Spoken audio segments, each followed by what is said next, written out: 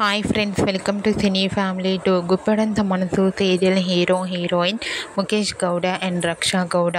వీరిద్దరూ ఈ సీరియల్లో రిషి వసుధర క్యారెక్టర్లో చాలా అద్భుతంగా నటించి తనకంటూ ప్రత్యేకమైన గుర్తింపును సంపాదించుకున్నారు.